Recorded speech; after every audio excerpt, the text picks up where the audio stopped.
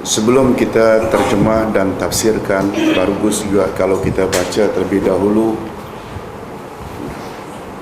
3 ayat dari surat Al-Isra, iaitu dari ayat 23 hingga ayat 25. A'udzu billahi minasyaitonir rajim.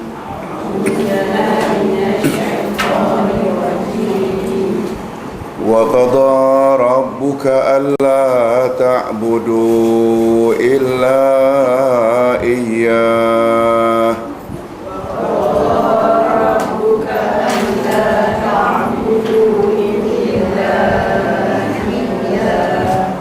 wa bil walidaini ihsana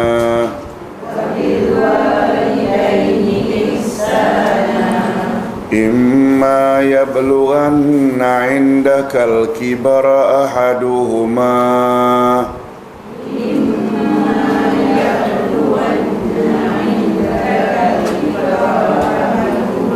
aw kilahuma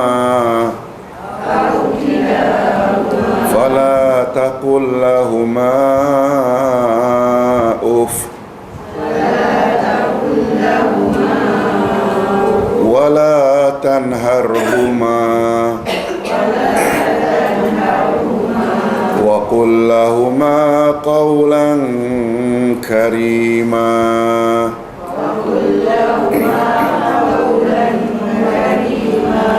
wakhfid lahuma janahadh-dhulli minar rahmah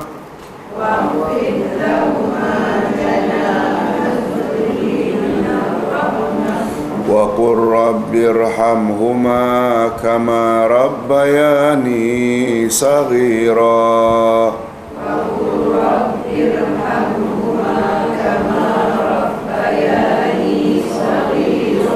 rabbukum a'lamu bima fi nufusikum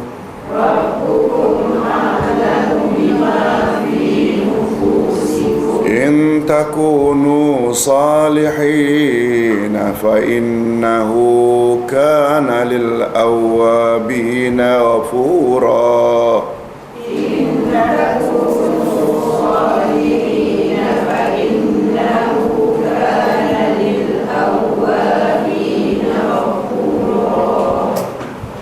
Sadaqallahul azim.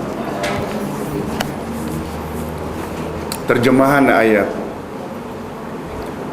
Dan Tuhanmu telah memerintahkan supaya kamu jangan menyembah selain Dia, dan hendaklah kamu berbuat baik kepada ibu bapakmu dengan sebaik-baiknya.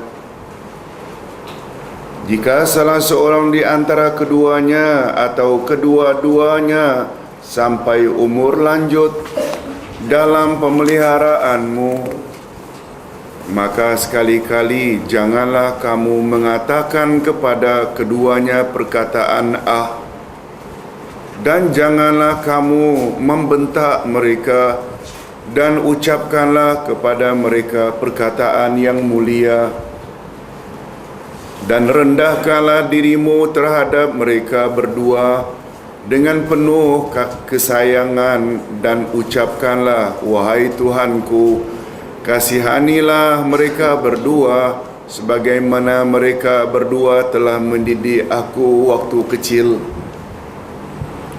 Tuhanmu lebih mengetahui apa yang ada di dalam hatimu. Jika kamu orang-orang yang baik, maka sesungguhnya Dia Maha Pengampun bagi orang-orang yang bertobat.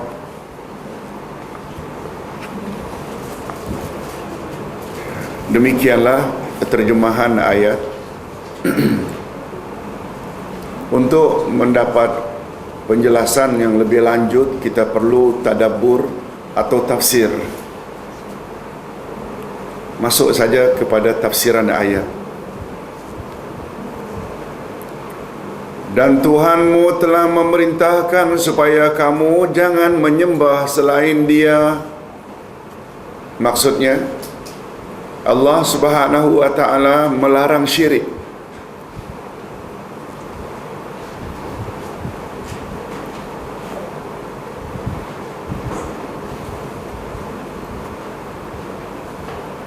dan menyuruh kita agar mentauhidkannya.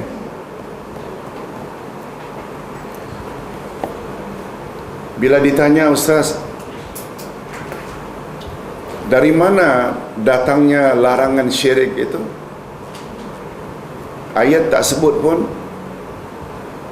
Jangan kamu sembah selain dia. Dengan kata lain, sembahlah dia saja. Kaedah dalam ilmu tafsir menyebut, tolong ikuti, al-amru bil asya nahyun an adadiha. Perintah terhadap sesuatu ia mengandungi larangan lawannya.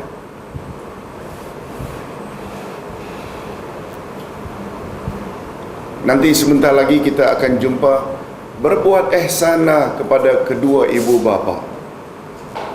Ada perintah tak? Itu al-amru bil asya, perintah terhadap sesuatu mengandung makna larangan lawannya. Boleh faham? Apa dia larangan lawan dari berbuat ihsan? Jangan derhaka. Jangan derhaka tak ada sebut, tapi dia tersirat. Itu makna kaedah tadi. Oleh sebab itu, tolong pasang kaedah tadi, sembahlah Allah yang Maha Esa. Perintah dah, apa larangannya? Jangan syirikkan dia. Itu maksudnya. Dia tak lari.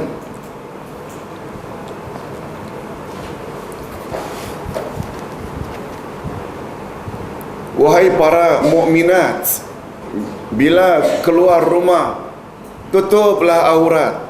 Ada larangan tak di dalam perintah tutuplah aurat? Apa dia?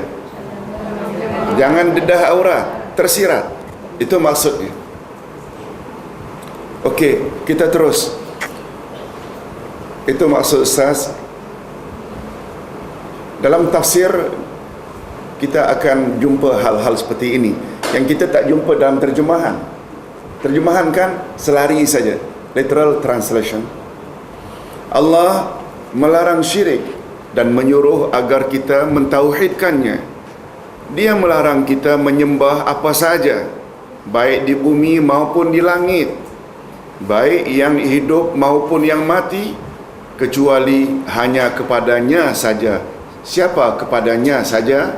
Allah yang Maha Esa, yang memiliki segala sifat kesempurnaan. Dia memerintah agar kita menunaikan kewajiban kita terhadap ibu bapa. Nah, Allah yang kita sembah ini telah menyuruh kita, setelah kamu sembah aku, perkara kedua yang kamu perlu buat iaitu terhadap ibu bapa hendaklah berbuat ihsan. Ibu-ibu dan bapa-bapa sekalian, berbuat ihsan pada ibu bapa bukan ketika mereka masih hidup sahaja. Masih boleh tak kita berbuat ihsan pada ibu bapa yang sudah meninggal dunia? Boleh. Apa makna ihsan? Berbuat baik. Jika kita attend kelas, bila kita salat, bila kita puasa, mak bapak dalam kubur dapat tak pahalanya? Buat ihsan lah maknanya. Kita teruskan. Dan hendaklah kamu berbuat baik kepada ibu bapakmu dengan sebaik-baiknya. Maksudnya, berbuat ihsanlah kamu terhadap mereka berdua. Siapa mereka berdua? Ibu bapa, dengan segala bentuk ihsan, baik melalui perbuatan atau perkataan. Karena mereka berdualah penyebab kamu zahir di atas muka bumi. Ustaz ingin ulas sedikit. Setelah Allah menyuruh Pertama-tama agar menyembah dia, yang membawa makna jangan berbuat sebaliknya, jangan buat syirik. Langsung Allah suruh terhadap kedua ibu bapa hendaklah berbuat ihsan. Yang secara tersirat kita sebagai anak dilarang berbuat derhaka pada ibu bapa.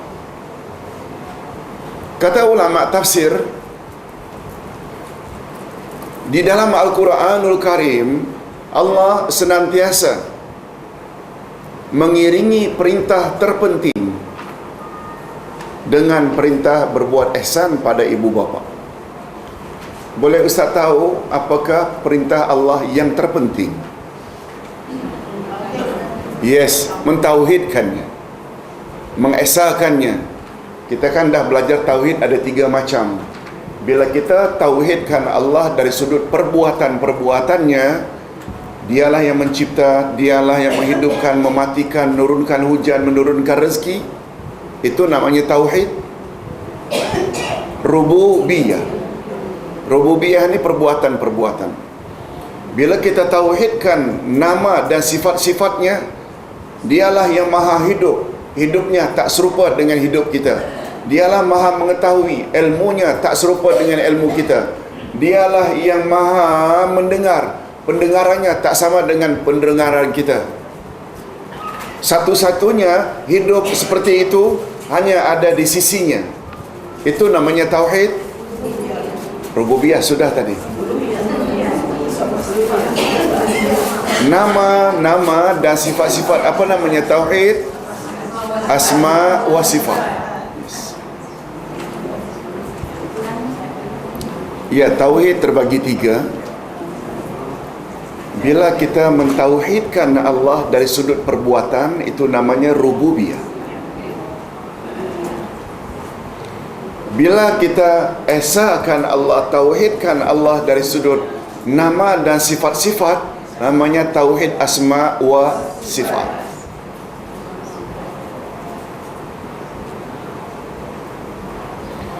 Bila kita tauhidkan Allah dari sudut hanya dia saja yang berhak disembah, tidak yang lain, namanya tauhid uluhiyah, atau nama lainnya tauhid ibadat.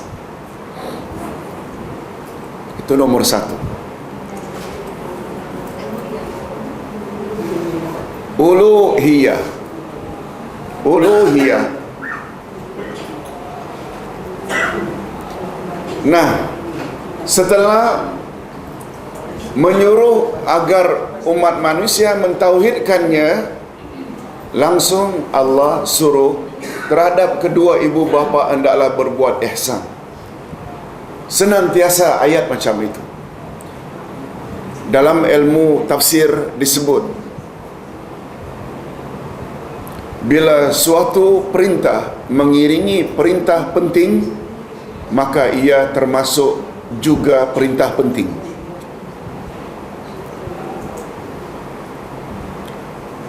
Hadirin dan hadirat, dalam Al-Quran, setelah perintah aqimus salah, apa sambungannya? Wa atuz zakat. Dirikanlah salat dan keluarkanlah zakat. Banyak tak dalam Quran beriringan?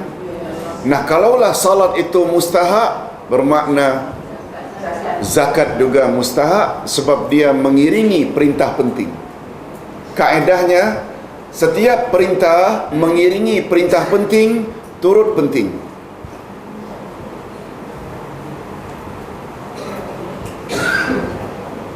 Oleh sebab itu, Ustaz buat contoh. Ibadat banyak macam mana pun, bila tidak mendapat reda ibu bapa,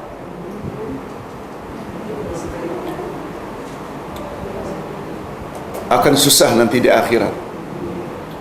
Tolong ikuti hadis Nabi, ridallahi ala ridal walidain wa sakhatullahi ala sakhatil walidain. Reda Allah padamu sangat tergantung sampai di mana reda ibu bapakmu padamu, dan murka Allah padamu sangat tergantung sampai di mana murka ibu bapakmu padamu. Maknanya banyak salat, banyak puasa, banyak mengaji, banyak haji, banyak umrah, kan mengharap reda Allah. Tapi dengan mak bapak hubungan kita tak baik, boleh cancel.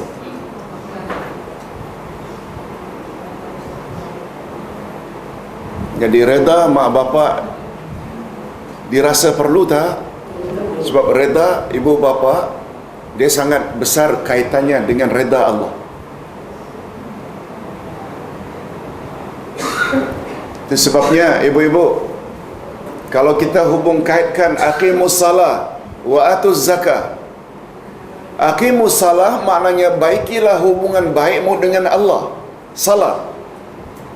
Wa atuz zakah, insan dengan sama insan. Orang kaya bantu orang miskin. Betul tak dia mengandung makna hablum minan nas? Salat hablum minallah, zakat hablum minan nas. Insan utama yang mesti kita berbuat baik, mak bapa. Dia terkandung di dalam perintah keluarkanlah zakat. Itu sebabnya Allah berfirman, tolong ikuti, Duribat alaihimuz zillah aynama suqifu illa bihablim minallah wa hablim minan nas. Ditimpakan kehinaan ke atasmu di mana saja kamu berada, kecuali mereka yang baik hubungan dengan Allah dan mereka yang baik hubungan dengan sesama insan. Maksudnya, barulah terhindar dari kehinaan dan azab bila berapa hubungan yang kita perlu jaga? Dua, dengan Allah juga, dengan insan juga. Oleh sebab itu, baik macam mana pun hubungan dengan Allah, tak baik dengan insan, masih belum lagi selamat dari kehinaan. Atau sebaliknya, ramah, suka membantu banyak orang, tapi salatnya tidak pada Allah juga. Lebih-lebih lagi, dengan Allah tak baik, dengan manusia pun tak baik. Ibu-ibu mau contohnya, pengisap dada. Ustaz selalu juga dulu pergi ke Serenti yang di Tampin kan perbatasan Negeri Sembilan. Ustaz di sana mengadu, Ustaz, diorang ni susah betul. Salat berjamaah compulsory, wajib datang. Mereka datang memang. Tapi mereka cerdik. Setelah imam Allahu Akbar, mereka di belakang Allahu Akbar, kemudian duduk. Baring. Dia tahu betul yang imam tak boleh menoleh ke belakang. Dia tahu betul. Dekat-dekat dengan salam nanti, semuanya, oh, khusyuk. Tahiyat akhir. Sebab dia tahu imam sebentar lagi akan berakhir. Betul tak? Dengan masyarakat, sampah masyarakat, pengisap dada, dengan Allah pun buat macam itu. Na'udzubillahi min zalik. Baik, kita teruskan.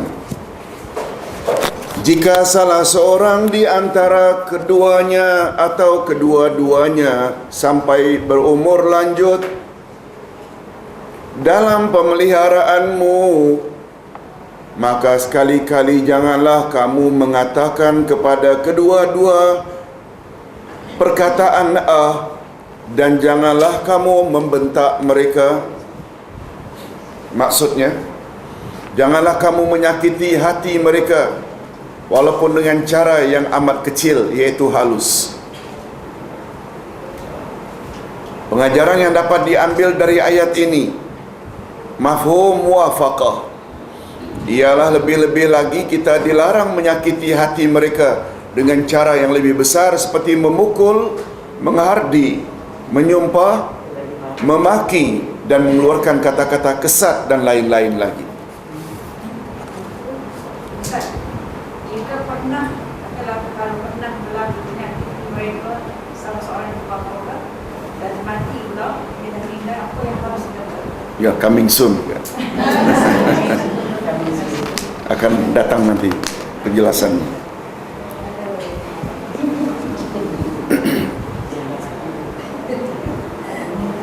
Bagus ke? Ingin tahu ilmu perlu tak? Macam Ustaz dalam perjalanan tadi, 5 minit sebelum sampai dapat telefon, Ustaz, boleh saya tanya sikit? Boleh, Ustaz kata. Suami saya ditelefon.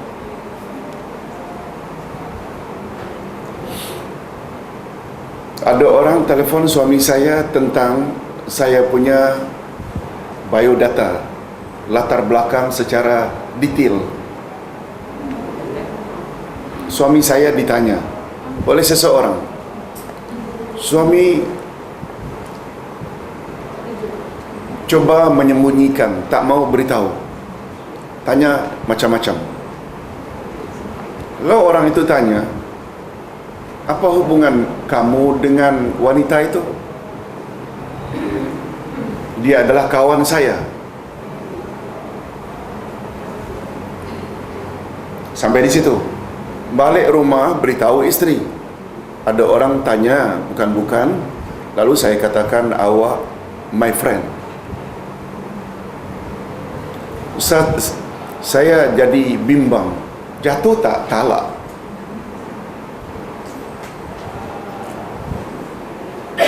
Dia tidak sebut itu isteri saya, tapi kawan saya. Boleh faham tak? Ustaz kata tidak jatuh. Ustaz selalunya bila beri pandangan, Ustaz akan bawa dalil. Nabi Ibrahim alaihi salatu wassalam, setelah susah penghidupan di Palestin, beliau pergi dengan istrinya Sarah ke Mesir. Masih ingat? Mesir ketika itu punya raja yang namanya Sinan. Siapa namanya?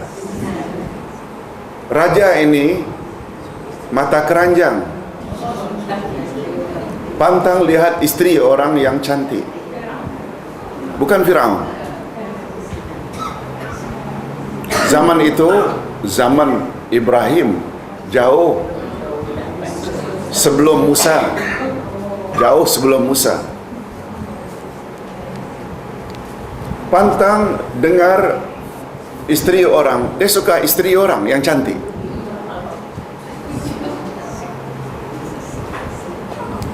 Ibrahim untuk menyelamatkan istrinya jawab, ketika ditanya oleh Raja Sinan, siapa wanita bersamamu itu wahai Ibrahim? Hiya ukhti, she is my sister. Dia tidak jawab she is my wife. Kalau wife habis, tidak melindungi. Niatnya bukan cerai, tidak melindungi isteri. Kalau jawab suami, habis. Namun demikian, akhirnya diketahui juga oleh Sinan itu adalah isteri Ibrahim, lalu diganggu berkali-kali. Setiap gangguan tangannya keras macam kayu, memohon kepada Sarah, tolong doakan pada Tuhanmu supaya aku pulih dan aku janji tidak akan ulang. Setelah pulih, dirangkul lagi, keras lagi, sampai 3 kali. Untuk menghargai imannya Sarah, lalu Raja Sinan hadiahkan seorang pembantu bernama Hajar. Ini yang kemudiannya Sarah yang offer supaya kahwin saja dengan Hajar wahai Ibrahim, sebab aku mandul tidak dapat anak. Pengajarannya, Ibrahim sebut itu untuk protect isteri. She is my sister, bukan my wife. Oleh sebab itu suami puan mengatakan puan adalah kawannya dengan tujuan melindungi, tidak jatuh talak. Boleh faham tak? Yes. Jadi fas'alu ahla dzikri in kuntum la ta'lamun, tanyalah orang tahu bila kamu tak tahu, supaya kita jangan diganggu syaitan. Betul tak? Rumah tangga tadi boleh tak tidur-tidur tu, jangan-jangan jatuh. Macam mana kita tidak bersama padahal awak dah cakap itu? Tanya untuk menyelesaikan masalah. Barangkali dengan penjelasan tadi terbayang kita, ya Allah, dulu aku pernah mengasari mak bapak tapi mereka dah tak ada lagi. Kita tanya, betul tak? Itu maksudnya. Hadirin dan hadirat rahimakumullah. Ustaz teruskan. Maksudnya janganlah kamu menyakiti hati mereka walaupun dengan cara yang amat kecil. Nah, sudah jelaskan. Tadi Ustaz ada sebut cara mengambil hukum dalam Quran ada dua cara, mantuk dan mafhum. Mantuk maknanya yang tersurat, mafhum yang tersirat.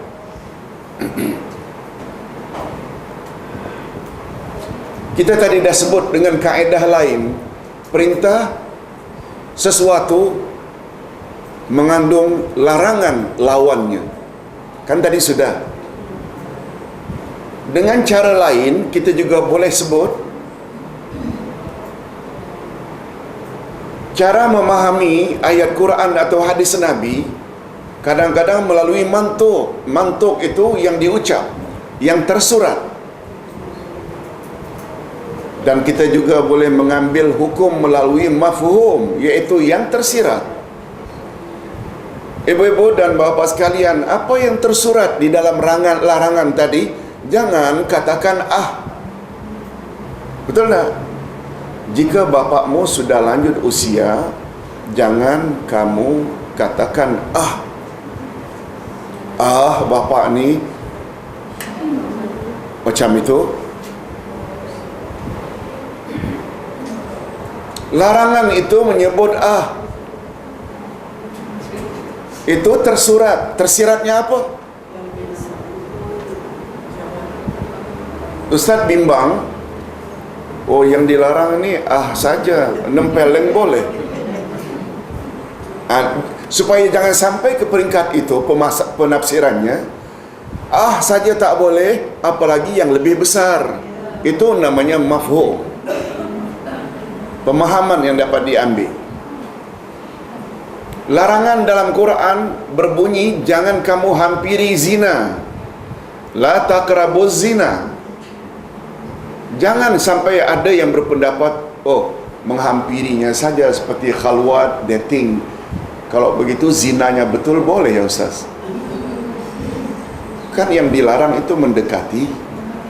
Nah, kita jawab, mendekati saja, dating, khalwat, itu bukan zina. Mendekati saja dilarang, apalagi sampai buat betul. Itu namanya mafhum. Mafhum muwafaqah. Mafhum muwafaqah maknanya pemahaman yang lebih besar. Okey. Dan ucapkanlah kepada mereka perkataan yang mulia. Wa qulu lahum qawlan karima. Maksudnya ucapkanlah kepada mereka dengan menggunakan kata-kata yang mereka berdua senangi, lemah lembut, bersopan santun, pokoknya dengan kata-kata yang boleh menyenangkan hati mereka.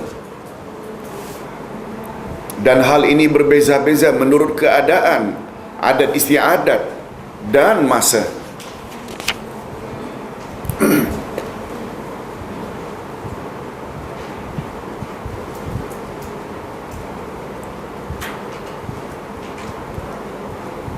Adat setempat kadang-kadang panggil ayah itu you saja, you. Betul tak? Tak sensitif di kalangan orang barat. Tapi bila diterimakan you itu dengan kau, betul tak? Di kawasan kita dah termasuk anak kurang adab. Betul tak? Itu maksudnya. Dia berbeza dengan satu tempat dengan tempat yang lain. Ini yang dipanggil dengan urf. Tolong ulangi, urf, iaitu adat setempat. Uruf, ain, ra, fa. Kalau uf tadi lain lagi, itu cis. Jadi ain, ra, fa itu uruf.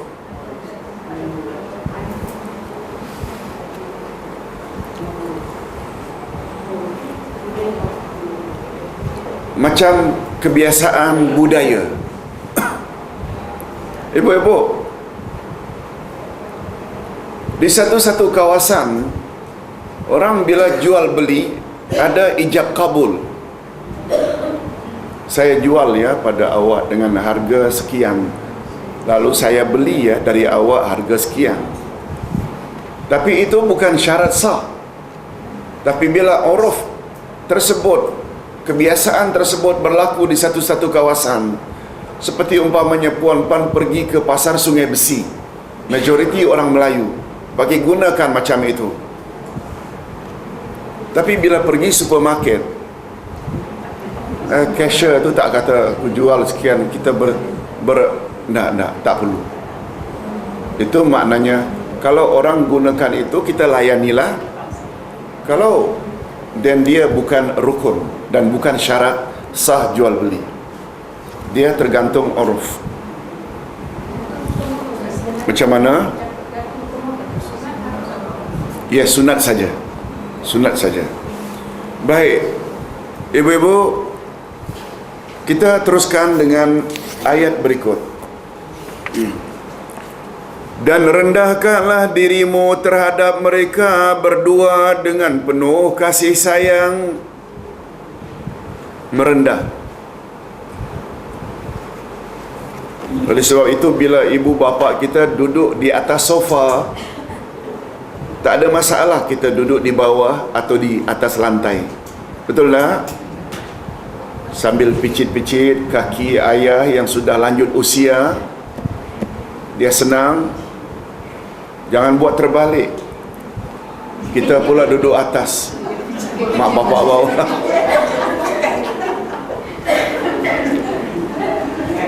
Kecuali bila anak sakit, uzur anak, itu tak ada masalah. Itu bab lain. Dalam keadaan segar bugar, si anak duduk di atas sofa, sandar dengan angkat kaki lagi, maknya di bawah picit kakinya. Itu bukan maknanya merendah diri. Maksudnya bersikap tawaduklah terhadap mereka dengan penuh kasih sayang semata-mata karena mengharap ganjaran dari Allah, yang disebut dengan ihtisaban. Apa namanya? Bukan merendah diri karena takut pada mereka atau karena mengharap sesuatu yang ada pada sisi mereka, atau lain-lain motif yang boleh menghalang ganjaran daripada Allah. Ada tak kemungkinan ada motif lain? Dah tahu ibu bapa dah batuk-batuk, dah major operation, dah tak lama lagi, selalu betul ziarah, duduk di lantai, mak bapak suruh di atas sofa picit-picit. Dia ada tujuan. Mak berpesanlah supaya rumah itu untuk aku. Mak buat wasiatlah bahawa kereta itu atau dusun itu untuk saya. Allah tahu tak? Allah tahu segala-galanya. Dapat faham maksudnya, Mak? Merendah diri itu dengan mengharap ihtisaban, bukan mengharap sesuatu dari mak bapak. Ustaz tahu betul ada jiran yang si anak ini datang dari jauh-jauh ziarah tiap 2 hari.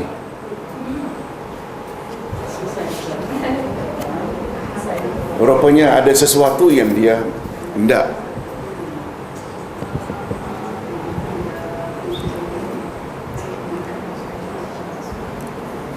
Ihtisaban ini kita boleh jumpa pada hadis tentang puasa. Tolong ikuti. Man sama Ramadana imanan wahtisaban ghufira lahu ma taqaddama min zambi. Siapa yang berpuasa Ramadan didorong oleh imannya pada Allah, bahawa puasa itu wajib, wahtisaban, dan semata-mata dia berpuasa mengharap ganjaran dari sisi Allah di akhirat nanti, itu makna ihtisaban. Bila dua motif itu dia berpuasa, Allah ampunkan segala dosanya masa lalu. Kata ihtisaban, ihtisab dengan makna mengharap ganjaran Allah. Kita berbaik-baik dengan ibu bapa, mengharap reda Allah, boleh tak? Tadi kan dah disebut, reda ibu Allah padamu sangat tergantung pada reda ibu bapakmu padamu. Itu termasuk ihtisaban.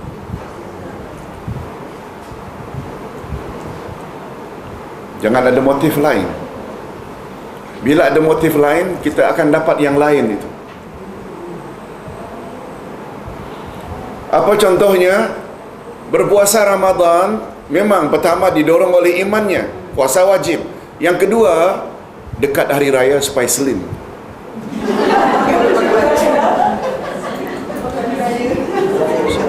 Takut baju raya nanti sempit. Betul tak? Dah lain motifnya. Lain. Itu namanya man sama Ramadana imanan wa sliman. Dia mesti ihtisaban.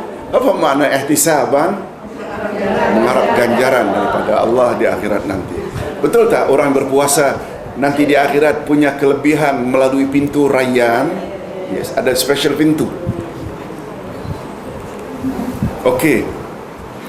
Dan ucapkanlah wahai Tuhanku. Ini mengandung doa. Kasihanilah mereka berdua sebagaimana mereka berdua telah mendidik aku waktu kecil. Maksudnya berdoalah untuk mereka, baik ketika mereka masih hidup ataupun telah meninggal dunia, sebagai balasan di atas segala jerih payah mereka mendidik kita waktu kecil. Pengajaran yang dapat kita ambil dari ayat ini ialah, jika bertambah pendidikan yang mereka berikan pada kita, maka bertambah pula lah hak ibu bapa itu.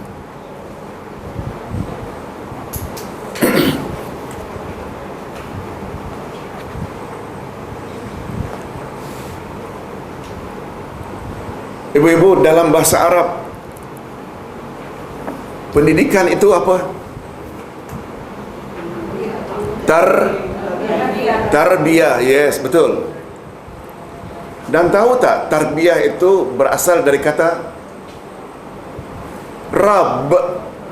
Rububiyah tadi, Rabb.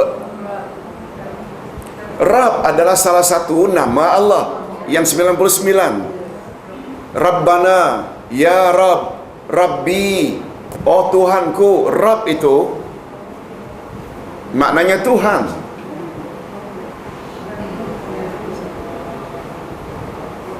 Sebab salah satu makna Rabb mendidik, mengasuh. Itu sebabnya tarbiyah maknanya pendidikan. Ibu-ibu dan bapa-bapa sekalian, ada tak kaitannya antara tarbiyah yang maknanya pendidikan dengan Rabb yang maknanya mendidik? Ada tak? Ada kaitan tak perkataan Rabb dengan tarbiyah? Ada tak? Ada. Tarbiyah berasal dari Rabb. Rabb maknanya Tuhan yang mengasuh kita, yang mendidik kita. Nabi Muhammad sallallahu alaihi wasallam pernah bersabda, tolong ikuti. Addabani Rabbi wa ahsana ta'dibi. Addabani Rabbi, Tuhanku telah memberi aku adab, mengasuh, mendidik aku. Fa ahsana ta'dibi, sungguh Allah pendidik yang paling baik.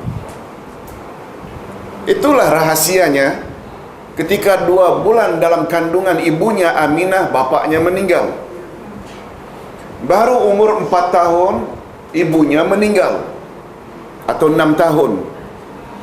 Umur 8 tahun uncle-nya, datuknya meninggal, Abdul Muttalib. Kata ulama sirah, rahasianya ibu bapa meninggal sejak kecil supaya Allah boleh bentuk pribadi Muhammad dengan kehendak Allah, supaya jangan ada pengaruh-pengaruh yang bukan-bukan. Itu maksudnya. Adabani Rabbi, Tuhanku telah memberi aku adab, sopan santun, akhlak, pendidikan, dan sungguh baik pendidikan Tuhanku. Oleh sebab itu, ibu-ibu dan bapa-bapa sekalian, pendidikan kalau kita lihat dari definisinya, iaitu proses yang dilalui oleh seseorang untuk kesempurnaan, step by step. Betul tak? 5 tahun anak kita masuk tadika, 7 tahun masuk sekolah rendah, 12 tahun setelah UPSR masuk sekolah menengah, umur nanti 18 ke 19 masuk U. Betul tak? Tahapnya proses. Betul tak? Dia step by step. Pendidikan maknanya proses yang dilalui oleh seseorang untuk menyempurnakan dirinya. Tapi jangan lupa, tarbiyah pendidikan dari kata Rab. Matlamat kita mendidik, macam Ustaz sekarang boleh tak dikatakan sedang mentarbiyah? Mesti ke arah agar audien jemaah menjadi insan yang diredai Allah. Oleh sebab itu, bila kita didik anak, mesti kita beri tarbiyah agar anak menjadi anak yang diredai oleh Rabb. Boleh faham tak? Itu sebabnya baru-baru ini sempena 10 Zulhijjah, Ustaz ada tulis, ada baca, genap 50 tahun. Tahun 62, kan sekarang ini 50 tahun, 2012, 62. 10 Zulhijjah jam 2 suku petang, ibu meninggal. Maknanya genap dah. Beliau selalu ulang-ulang.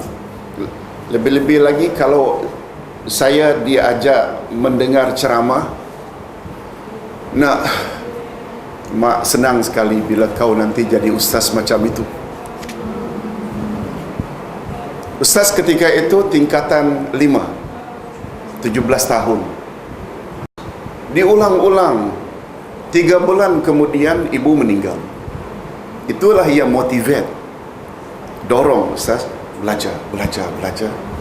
Akhirnya mudah-mudahan kesampaian juga harapannya. Genap 50 tahun yang lalu, jam 2 10 Zulhijjah tahun 62. Betul tak?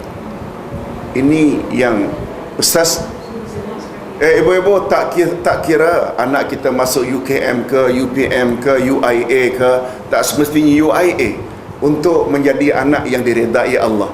Yang penting nasihat Ustaz, selain akademik, ajar juga anak akidah. Betul tak? Ibadat, akhlak. Perlu tak? Sangat. Sebab untuk mendapat reda Allah, macam exactly nasihat Luqman pada anaknya. Anak, jangan buat syirik. Kan itu pertama kali. Anak, dirikan salat. Anak, ajak orang berbuat makruf, larang orang berbuat mungkar. Anak, sabarlah terhadap apa yang menimpa kamu. 4 perkara ini sama tak dengan kandungan wal asri? Innal insana lafi khusrin, semua manusia dalam kerugian kecuali mereka yang ada iman, alladzina amanu. Kedua, mereka wa amilus salihat. Yang ketiga, wa tawasaw bil haq, berdakwah. Yang keempat, wa tawasaw bis sabri. Bila kita bawa pendidikan Luqman pada anaknya sama tak? Kecuali orang beriman, Luqman gunakan istilah, hei anak jangan syirik. Betul tak maknanya jangan syirik mengandung makna? Larangan terhadap sesuatu adalah perintah dari lawannya. Kalau tadi kan Ustaz kata perintah terhadap sesuatu, larangan terhadap lawannya. Sembahlah Allah maknanya jangan syiriklah. Yang kedua, kata Luqman, aqimis salat, dirikan salat. Betul tak? Salat adalah amal saleh yang paling tinggi. Wa amilus salihat. Wal asri, gunakan watawasaw bil haq, berpesan-pesan dengan kebenaran, iaitu dakwah. Luqman gunakan konten dakwah, amar ma'ruf nahi mungkar. Betul tak? Di sini watawasaw bis sabri. Luqman suruh anak wasbir ala ma asaba. Luqman hidup pada zaman siapa? Masih ingat? Luqman hidup zaman Nabi Muhammad atau sebelumnya? Sebelumnya zaman apa? Zaman Nabi Daud. Dekat 2000 tahun sebelum Nabi Muhammad lahir. Zaman Nabi Daud. 1000 tahun lebih.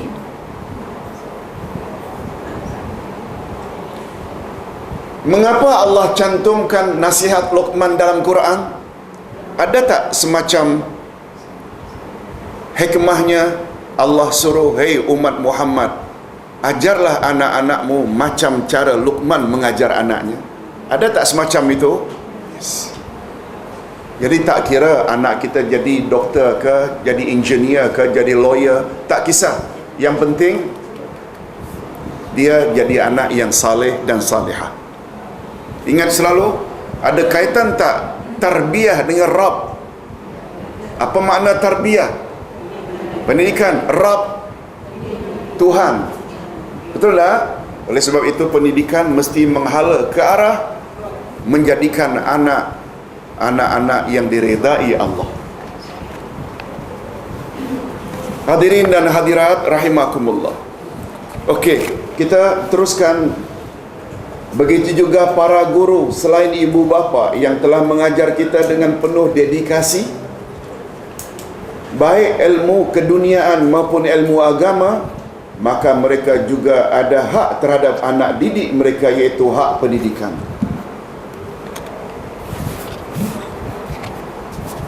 Selain ibu bapa dapat ganjaran di dalam kubur, guru-guru kita yang mendidik kita matematik ke, geografi ke, segala ilmu, dia layak dapat pahala tak dalam alam kubur?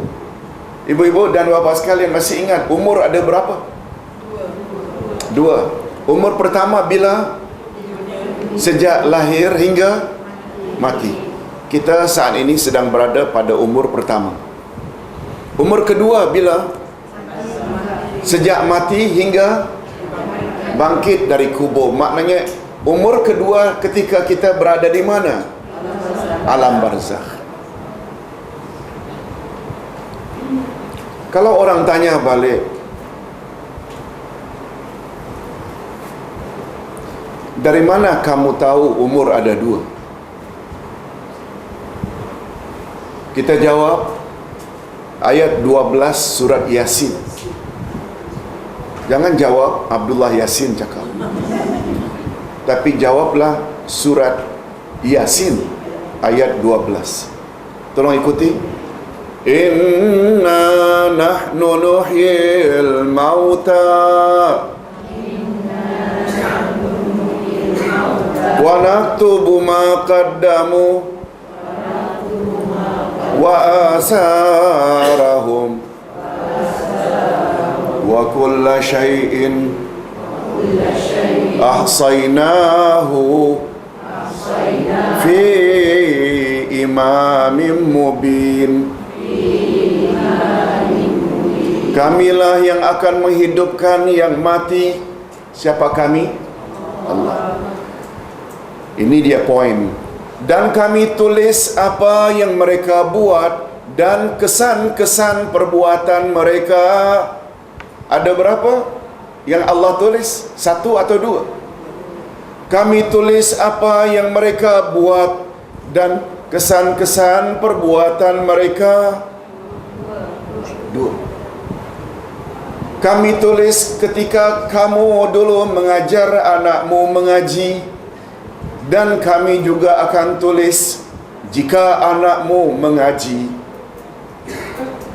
Pahala untukmu walaupun mu sudah hancur di dalam kubur. Itu maksudnya. Itu kesan. Kami tulis ketika kamu memberi ceramah, dan kami juga akan tulis pahala untukmu walaupun kamu sudah di dalam kubur, jika murid-muridmu mengamalkan hasil ceramahmu itu. Dari situ ulama tafsir kata umur ada berapa tadi? Dua. Umur pertama di dunia, umur yang kedua di alam barzakh. Boleh faham tak? Lihat. Itu sebabnya kata Nabi, tolong ikuti, idza mata benu Adam in qata'a amaluhu illa min salasin sadaqatin jariyah au ilmin yuntafa'u bih au waladin salihin yad'ulah. Bila mati anak cucu Adam semuanya terputus kecuali tiga, sedekah jariah, ilmu yang dapat diambil manfaat, dan yang ketiga anak saleh yang mendoakan. Jadi dengan itu terjawab sendiri pertanyaan ibu tadi. Ustaz, andai kata semasa ibu bapa dulu masih hidup adalah beberapa perkara yang membuat mereka kecil hati, sekarang mereka dah tak ada, barangkali saya tak sempat minta maaf pada dia, apa yang patut saya buat? Nabi menjawab ketika ditanya, ya Rasulullah, ibu bapa saya sudah meninggal dunia, apakah masih ada peluang saya berkhidmat untuk mereka yang sudah mati? Ada, kata Nabi. Yang pertama, salatkan jenazahnya. Ibu-ibu, ini budaya Melayu ni sepertinya wanita kurang biasa ikut serta salat jenazah. Sebenarnya tak betul itu. Siti Aisyah radhiyallahu anha ikut serta. Oh, tak mau join umpamanya, minta kepada hadirin, kami tidak berjamaah sesama wanita. Juga boleh. Jenazah boleh disalat beberapa kali. Boleh. Kalau join lagi bagus, berjamaah. Tapi banyak wanita, hatta anak sendiri, isteri sendiri, tidak ikut serta menyesalatkan. Salah. Yang kedua, berdoa untuknya. Berdoa untuknya. Yang ketiga, menghubungkan silaturahim dengan rakan-rakan baiknya dulu semasa hidup. Allah yarham. Jangan buat musuh sahabat-sahabat ibu bapa kita. Pernah pada satu hari Abdullah bin Umar naik onta jalan di lorong-lorong Madinah.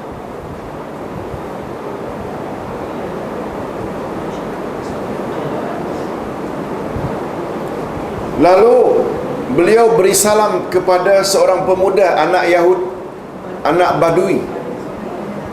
Anak Badui.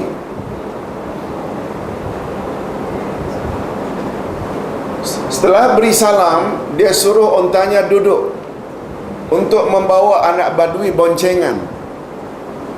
Duduk di belakangnya. Peristiwa ini dilihat oleh Abdullah bin Dinar. Yang naik onta tadi siapa? Abdullah bin Umar. Jumpa anak Badui, setelah beri salam, disuruh naik. Disaksikan dari jauh oleh siapa? Abdullah bin Dinar. Abdullah bin Dinar agak heran. Setelah boncengan, Abdullah bin Umar tanggalkan tutup kepalanya, beri anak Badui. Nampak kawan baik tak? Baik tak? Anak Badui biasanya kasar. Beberapa hari kemudian Abdullah bin Dinar tanya, ya Abdullah bin Umar, aku lihat kamu begitu baik dengan anak Badui beberapa hari yang lalu, kamu selain beri salam, ajak boncengan, kemudian kau berikan tutup kepalamu kepadanya. Mengapa engkau berbuat baik sampai sedemikian rupa, wahai Abdullah bin Umar? Abdullah bin Umar jawab,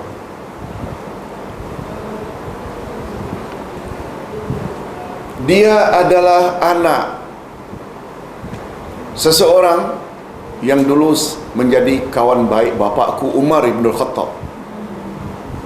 Boleh faham? Sekarang jumpa anak dengan anak. Telingaku sendiri dengar Rasulullah bersabda, amalan yang paling baik untuk menolong ibu bapa yang sudah meninggal dunia, hubungkan silaturahim dengan rakan-rakan kawan ibu bapa dulu masih hidup. Boleh faham maksudnya? Itu semua dalil-dalil memperkuat kita bagus. Kalaulah itu ganjarannya begitu besar, adalah sangat besar dosanya bila kita memutuskan silaturahim atau menjadikan musuh kawan-kawan baik mak bapak kita dulu. Betul lah? Itu maksudnya. Nah,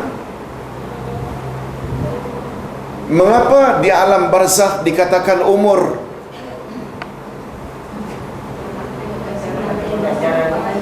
Bukan di alam akhirat, tapi di alam barzakh. Mengapa?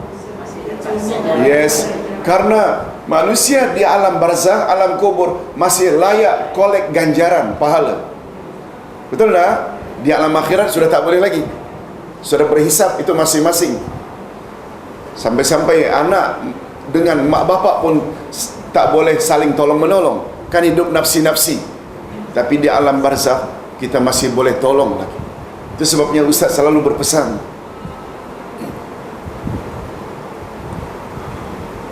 ibu bapa dalam kubur yang telah meninggal dunia sebenarnya tertunggu-tunggu amal saleh anak. Betul tak? Wujud tak anak-anak enjoy saja, tak ingat mak bapa, ibadat pun tidak? Betul tak? Salah sebenarnya. Kita masih boleh tolong mereka.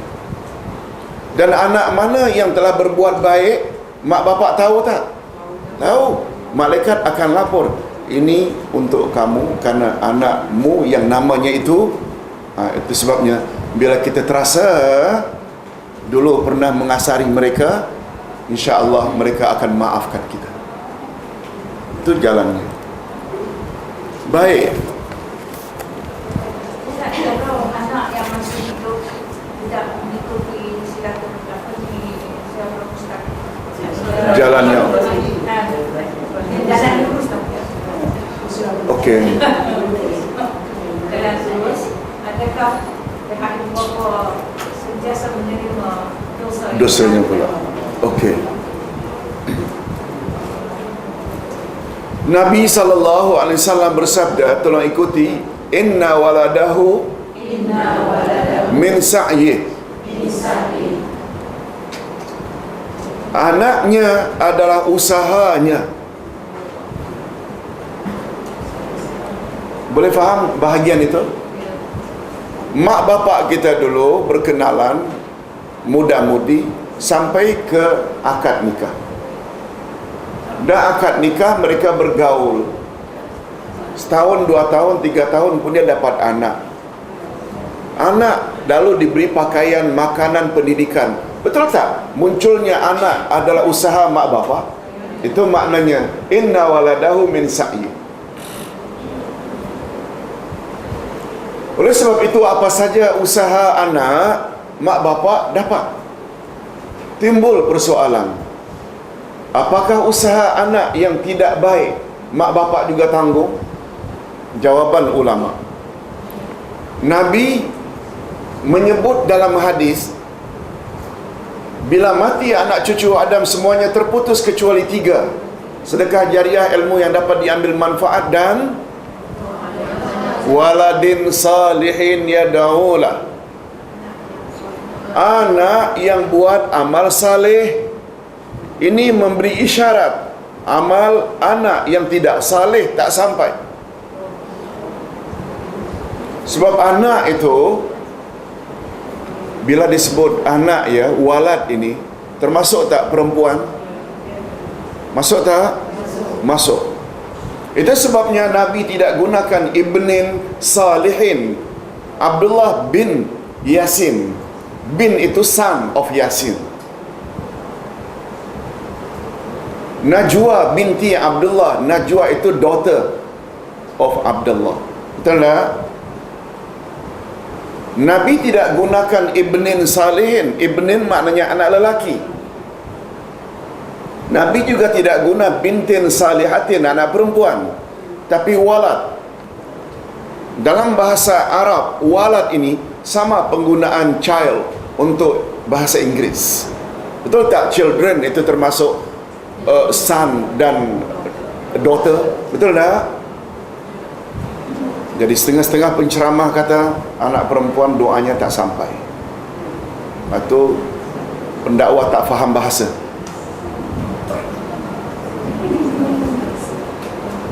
Dapat faham tak? Walad, malah kata ulama hadis, makna walad bukan setakat anak satu generasi. Termasuk cucu, cicit, semuanya walad. Ke bawah itu semuanya walad. Kemudian walad tadi disifati dengan salihin. Anak tak kira laki-laki ke perempuan yang berbuat amal saleh. Maknanya bila dia buat amal tak saleh, tak sampai. Boleh faham tak? Jadi jangan bimbang. Yang penting selagi hayat di kandung badan, bimbing saja. Ada yang jadi, ada yang tak jadi. Nabi Ibrahim, maaf, Nabi Nuh, satu dari 4 anaknya durhaka. Nuh tidak menanggung dosa yang dia buat. Baik, kita teruskan.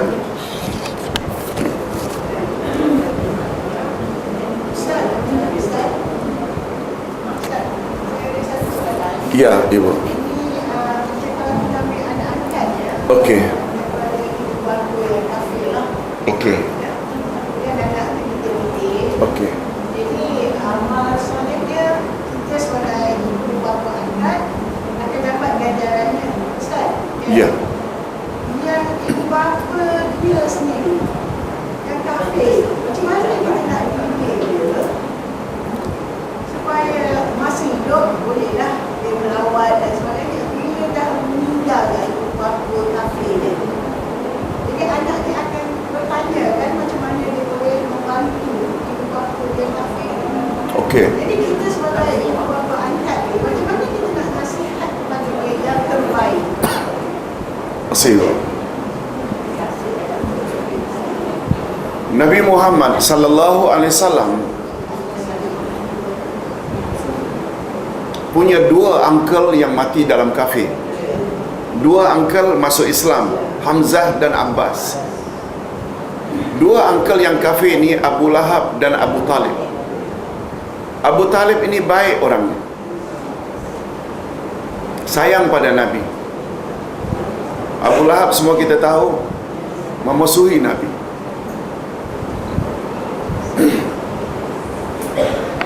Ketika Abu Talib nazak, Nabi ajar dia, ya Ami, oh uncle, ucaplah 2 kalimah syahadat. 2 kalimah syahadat ini dapat membantu uncle nanti di akhirat. Tapi diganggu oleh Abu Jahal, Abu Lahab, sehingga tak ucap sampai mati. Maknanya mati dalam kafir. Nabi sedih.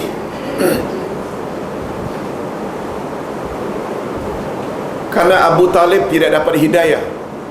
Turun ayat. Tolong ikuti. Innaka la tahdi man ahbabta walakinallaha yahdi man yasha. Sesungguhnya engkau, hai Muhammad, tidak dapat memberi hidayah walaupun orang itu paling kamu kasihi. Hidayah milik Allah. Allah beri hidayah kepada siapa yang Dia kehendaki. Okey.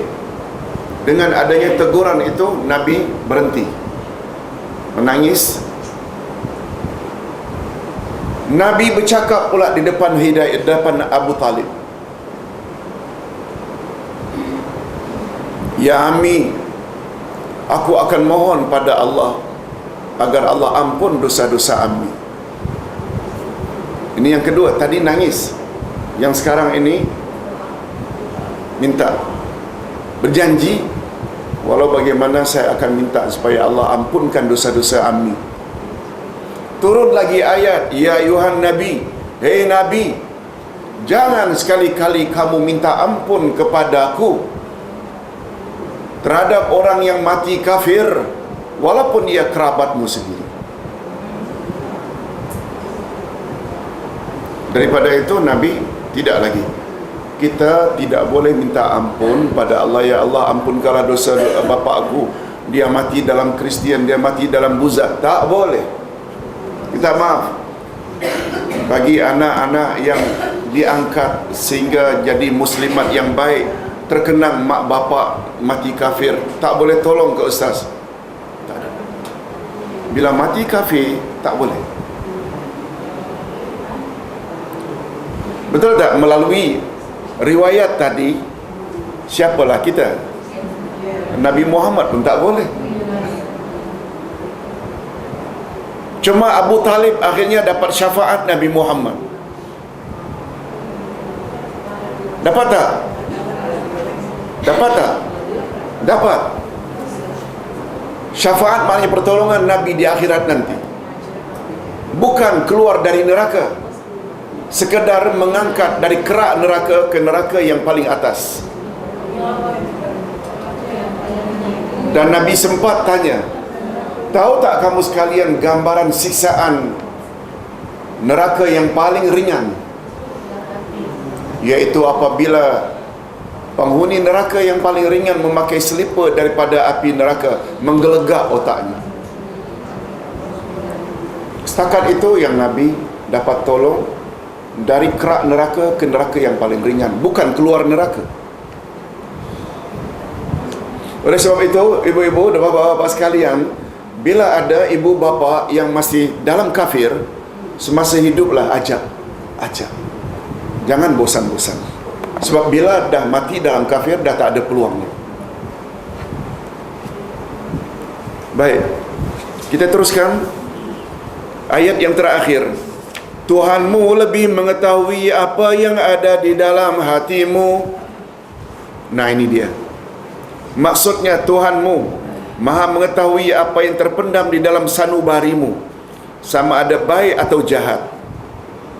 Dia tidak melihat pada perbuatan dan tubuh badanmu, tetapi yang dilihatnya ialah hatimu dan apa yang terdapat di dalamnya, apakah baik ataupun buruk.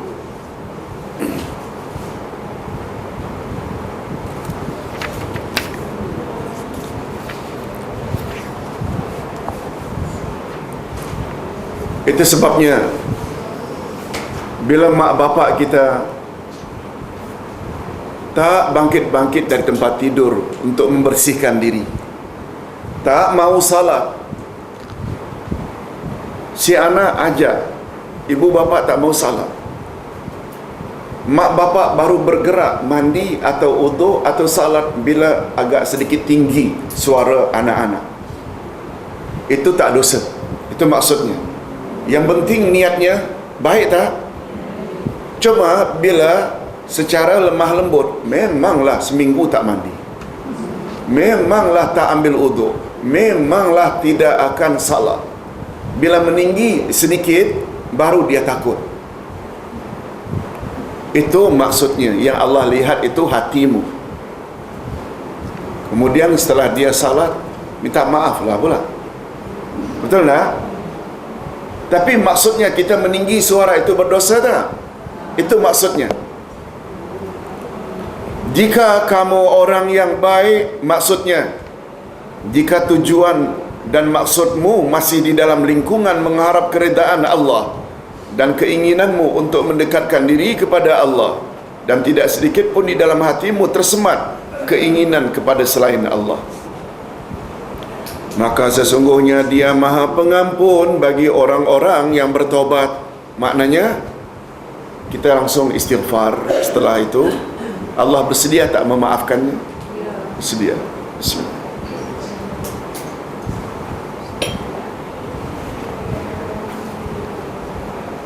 Maksudnya Allah senantiasa bermurah hati untuk memberi keampunan selagi seorang itu sedar akan kesilapan masa silam lalu bertobat kepadanya.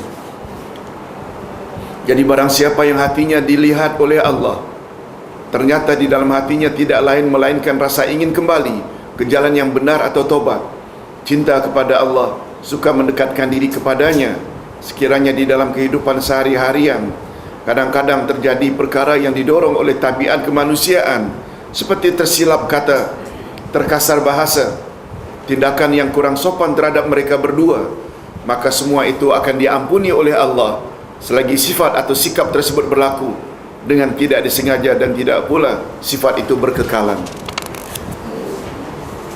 Nah, itu tentang ayat. Adapun sebagai penguatnya, kita bawa beberapa hadis Nabi. Supaya lebih mantap penjelasan tentang perkara ini, di bawah ini akan kita perkuatkan dengan beberapa hadis Nabi sallallahu alaihi wasallam. Antaranya dari Anas bin Malik radhiyallahu anhu, katanya telah bersabda Rasulullah, tolong ikuti, man sarrahu ayyumaddalahu fi umri wa yuzadalahu fi rizqih falyabirra walidayhi wal yasil rahimah. Barang siapa yang ingin agar umurnya dipanjangkan dan rezekinya dimurahkan, maka hendaklah dia berbuat baik kepada kedua ibu bapaknya dan menghubungi silaturahim. Hadis riwayat Imam Ahmad. Dari Abdullah bin Mas'ud katanya, aku pernah berkata kepada Rasulullah sallallahu alaihi wasallam, apakah amal yang paling disukai oleh Allah? Baginda menjawab, salat pada waktunya. Aku bertanya lagi kemudian, apa pula ya Rasulullah? Jawabnya, berbuat baik pada kedua ibu bapa. Aku bertanya lagi kemudian, apa pula ya Rasulullah? Baru yang ketiga, berjihad pada jalan Allah. Hadis riwayat Bukhari Muslim. Itu sebabnya seorang anak pernah minta izin pada Nabi untuk pergi berjihad. Pernah dengar? Lalu Rasulullah tanya, apakah kamu masih ada ibu bapa? Ada ya Rasulullah, mereka sudah tua. Balik kamu, jaga mereka. Itu menguatkan lagi bahawa berbuat baik dengan ibu bapa ini sangat tinggi. Dari Abdullah bin Amr bin As radhiyallahu anhu bahawa Rasulullah bersabda, ada 3 golongan yang diharamkan oleh Allah masuk syurga. Ada 3 golongan yang diharamkan oleh Allah masuk syurga. Kaki botol, pemabuk, orang yang durhaka pada ibu bapa, dan orang dayus, membiarkan isterinya berbuat serong. Faham makna dayus? Isteri bersama lelaki lain, dia sedikit pun tak ada rasa cemburu. Itu dayus. Dari Ibnu Umar radhiyallahu anhu, katanya telah bersabda Rasulullah, berbuat baiklah kamu kepada kedua ibu bapakmu, niscaya anak-anakmu akan berbuat baik pula kepadamu, dan bersikap jujurlah kamu, niscaya isteri kamu akan bersikap jujur pula terhadapmu. Boleh faham tak? Berbuat baiklah kamu kepada ibu bapakmu supaya kelak anak-anakmu pula berbuat baik padamu. Ini yang dimaksudkan dengan, tolong ikuti, al-jaza min jinsil amal. Pembalasan senantiasa setimpal dengan amal seseorang. Kalau kita menyakitkan hati mak bapak sekarang ini, akan tiba nanti anak-anak pula. Bila kita sudah lanjut usia, anak-anak menyakitkan hati kita. Itu maksudnya.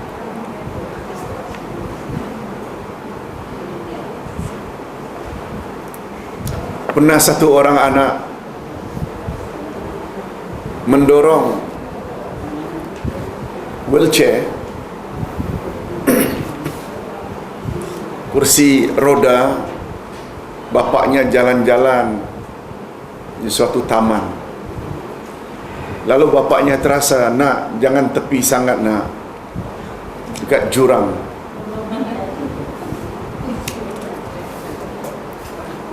Kata anaknya, bukankah di sini udaranya bagus ya? Jangan, ayah kata jangan. Mengapa ya? Sebab dekat sinilah dulu atukmu ayah tolak. Dia terasa yang anaknya tak buat pada dia macam itu. Tahu tak cerita dari mana? Filem Tamil.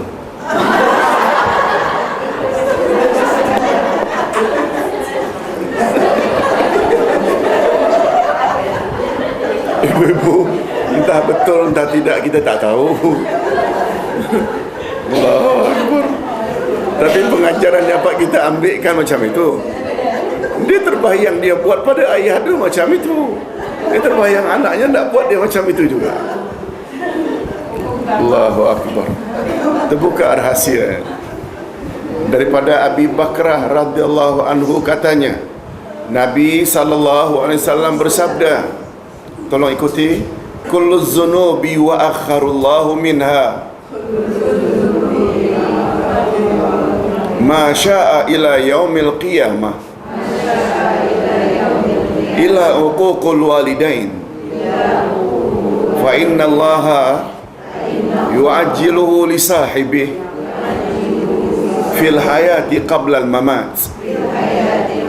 Tiap-tiap dosa dilambatkan oleh Allah apa yang dia kehendaki, siksaan atau ampunan pada hari kiamat nanti. Jadi semua dosa macam itu Allah tangguhkan, kecuali durhaka pada kedua ibu bapaknya, maka siksaannya akan Allah nampakkan di dunia lagi sebelum dia mati. Boleh faham maksudnya? Allah yang maha pengasih lagi maha penyayang tidak timpa azab on the spot ketika umat manusia buat jahat. Berbeza dengan umat dahulu, bila buat jahat diturunkan azab on the spot. Tapi umat akhir zaman, umat Nabi Muhammad sallallahu alaihi wasallam, Allah delay. Apa saja buat dosa, zina ke, minum arak ke, berjudi ke, Allah tangguhkan nanti di akhirat. Sebenarnya ada baiknya tak? Ada baiknya tak? Tidak beri peluang supaya segera taubat. Tetapi Allah, maaf, Rasulullah kecuali satu dosa saja yang Allah nampakkan di dunia sebelum akhirat, iaitu derhaka pada mak bapak. Maknanya kehidupannya tidak akan bahagia. Walaupun pangkat tinggi, gaji besar, tak baik dengan mak bapak, jiwanya tak akan tenang. Itu maksudnya. Sama ada kita percaya atau tidak, kisah si Tanggang. Kalau di Indonesia paling terkenal Malin Kundang, kan, yang jadi batu. Sama ada itu betul ke tidak, tapi itu memberi gambaran. Daripada Abu Hurairah radhiyallahu anhu, Nabi bersabda, tolong ikuti, an Abi Hurairah radhiyallahu anhu anna Nabiyya sallallahu alaihi wasallam qaal raghma anfi summa raghma anfi summa raghma anfi qila man ya Rasulullah qala man adraka walidayhi indal kibar au ahadahuma summa lam yadkhulil jannah. Dia hidup terhina dan mati juga terhina. Dia hidup terhina dan mati juga terhina. Diulang sampai 3 kali. Lalu baginda ditanya, siapa yang Tuhan maksudkan itu? Dia hidup terhina, mati juga terhina. Jawab Nabi, itulah orang yang mendapatkan kedua orang tuanya atau salah seorang dari mereka dalam keadaan usia tua, kemudian dia, si anak, tidak masuk syurga.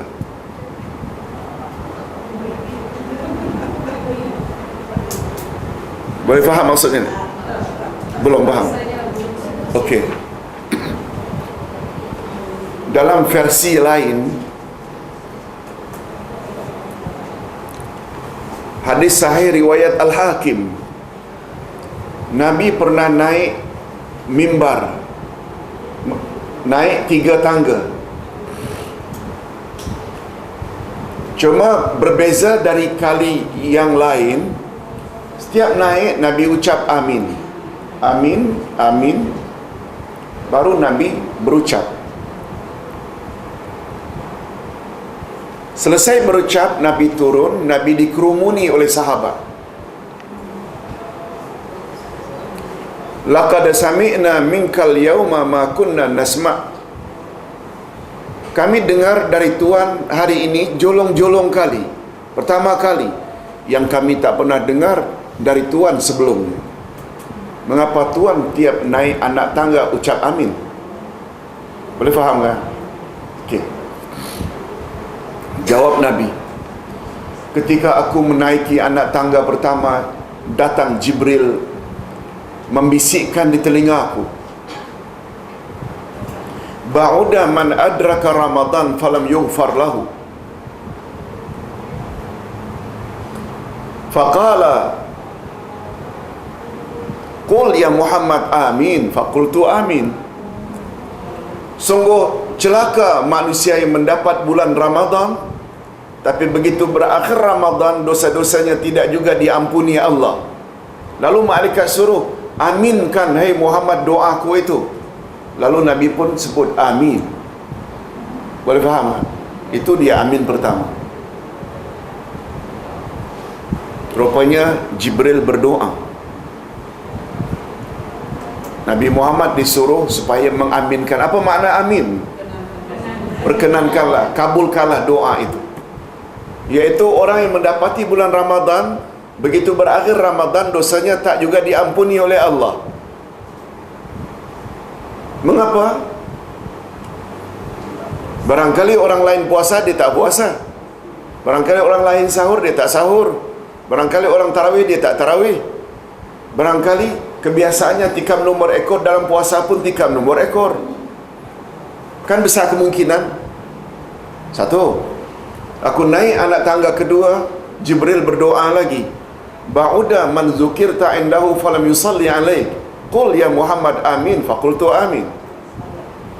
Sungguh celaka orang yang apabila namamu disebut, mereka tidak sambut dengan salawat dan salam padamu. Sebut Muhammad amin, Nabi pun amin.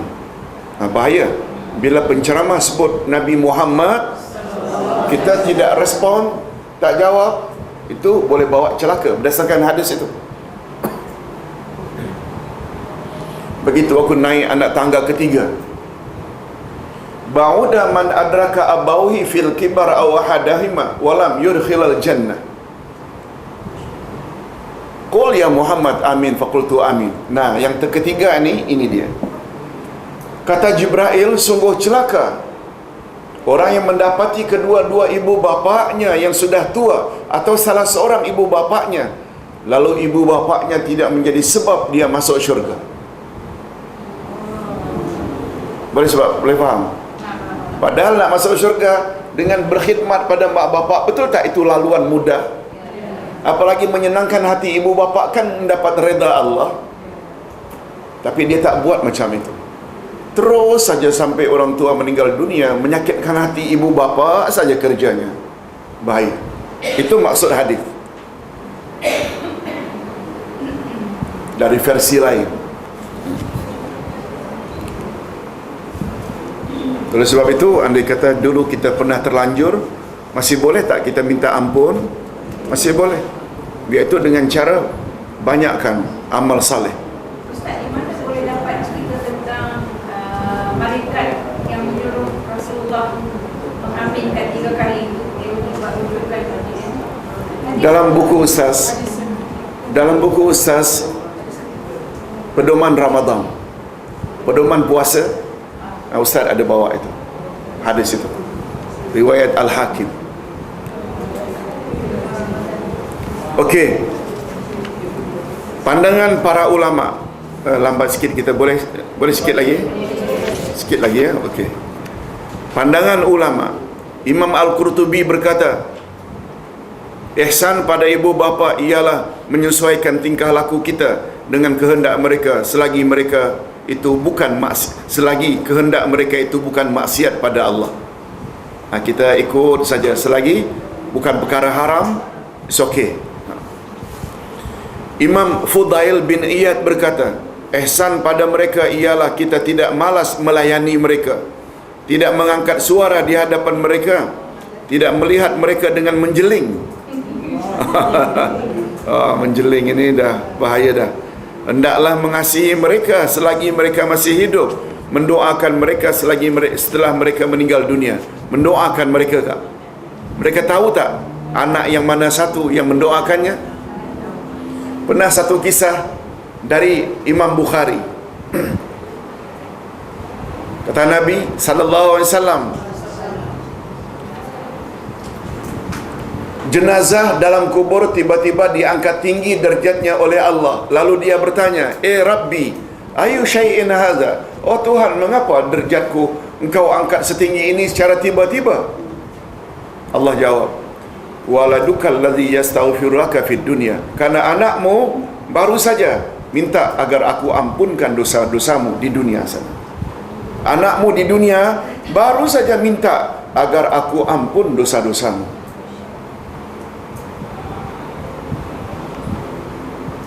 Oleh sebab itu, sebelum kita menutup mata buat terakhir kali, pastikan semua anak cucu hafal doa Rabbighfirli wali walidayya warhamhuma kama rabbayani shaghira.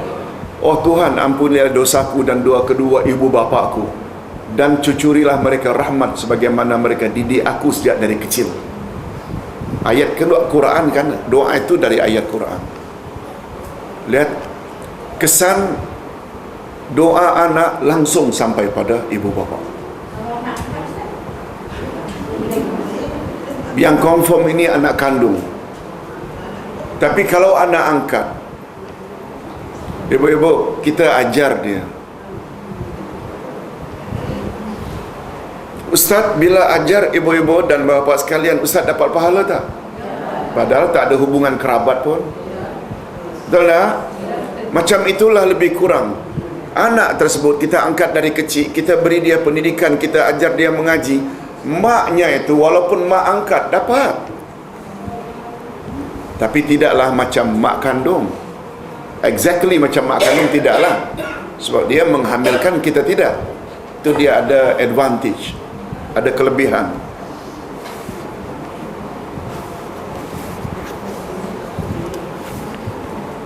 Okey, berbuat baik atau ihsan pada ibu bapa, antara lain kita bawa 6 perkara.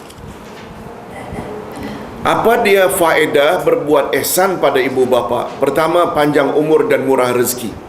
Tadi kita dah bawa hadisnya. Terhindar dari malapetaka. Sebab kita kalau berbuat ihsan pada ibu bapa, layak tak mendapat redha Allah? Yang ketiga, mendapat keredaan Allah. Yang keempat, amal saleh yang paling afdal. Yang kelima, anak-anak akan berbuat baik pada kita sebagai balasan. Yang keenam, orang lain akan hormat pada kita. Kan akan jadi buah mulut masyarakat. Anak itu baik sungguh dengan ibu bapaknya. Itu maksudnya. Sedangkan bahaya durhaka pada ibu bapa, pertama, dosa yang paling besar setelah syirik. Tadi kan kita sebut perintah setelah mentauhidkan Allah berbuat ihsan. Lawan tauhid adalah syirik. Oleh sebab itu, dosa kedua yang paling besar setelah syirik, durhaka pada mak bapa. Yang kedua, azab Allah akan dinampakkan di dunia sebelum di akhirat. Na'udzubillahi min zalik. Diharamkan dari masuk syurga. Na'udzubillahi min zalik. Hidup dan mati dalam keadaan terhina. Sulit mengucap kalimah tauhid sebelum mati. Orang lain akan memandang hina kepada keduanya. Nah, Ustaz tambah sikit, sulit mengucap kalimat tauhid sebelum mati. Ibu-ibu pernah dengar cerita Alqamah? Dah dengar?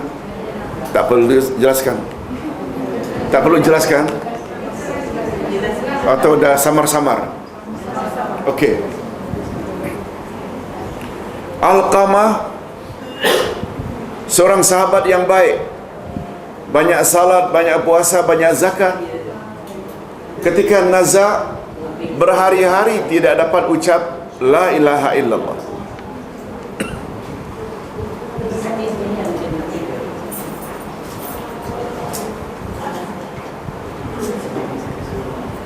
Lalu orang beritahu kepada Rasulullah sallallahu alaihi wasallam. Lalu Rasulullah suruh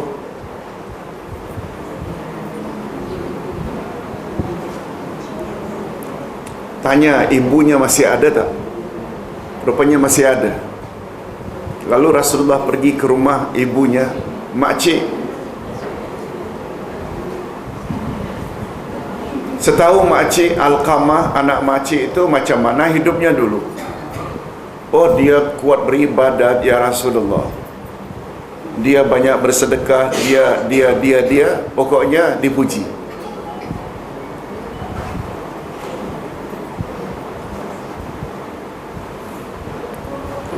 Kemudian Rasulullah sallallahu alaihi wasallam heran.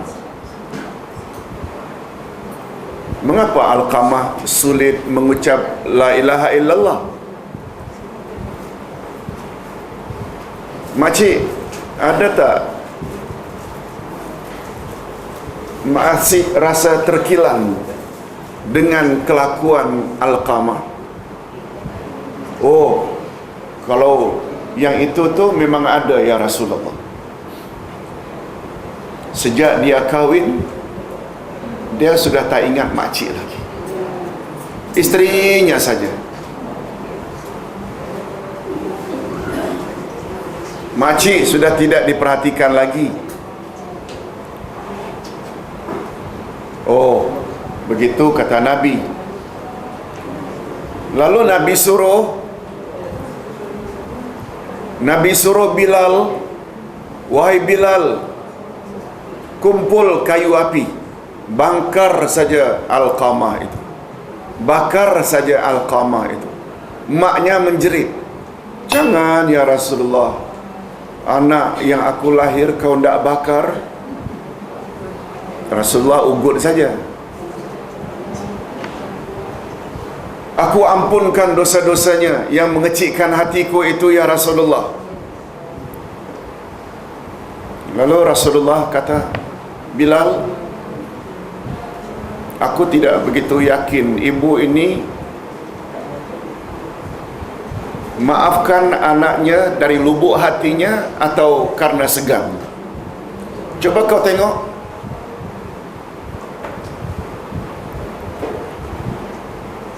Lalu Bilal pun pergi. Begitu sampai di pintu Alqamah, kedengaran la ilaha illallah. Maknanya ibunya ikhlas tak? Ikhlas. Setelah Alqamah meninggal dunia, jenazahnya dikelolakanlah, dimandikan, dikafankan, disalatkan, dikebumikan. Di atas kuburan, Nabi mengingatkan hadirin,